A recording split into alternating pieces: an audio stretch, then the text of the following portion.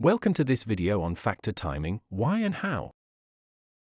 After completing this video, you will be able to explain how market dynamics influence factor performance and describe the concept of factor timing. But here's the thing, no single factor performs consistently across all market conditions. Markets evolve, and so does factor performance.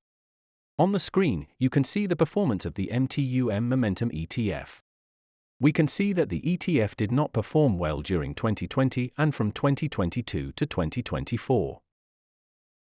Similarly, factors like value, momentum, or quality have their moments of outperformance, what we call factor cycles. For example, value factor often shine during economic recovery phases, while momentum tends to dominate in the expansion market phase.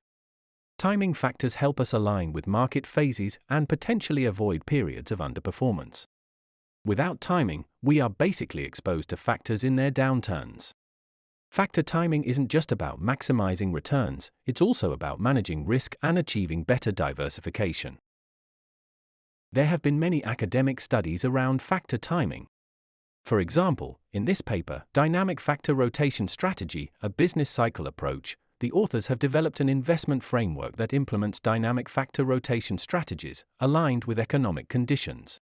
In another paper, Timing is Money, the researchers examine hedge fund managers' capacity to adjust their exposure to various risk factors over time.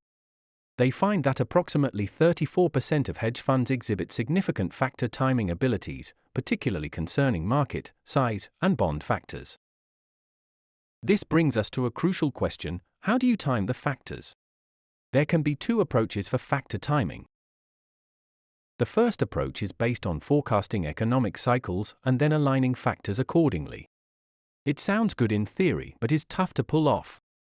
Economic cycles are complex, unpredictable, and rely on lagging data that's often revised. This makes it hard to time factors accurately or consistently.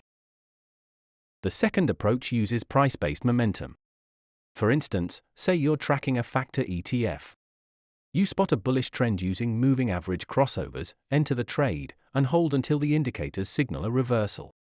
This is one way to time entries and exits, but there are others, like combining statistical tools and technical indicators. For instance, the Hurst exponent is a statistical measure that helps identify momentum, guiding trade decisions. That's all for this video.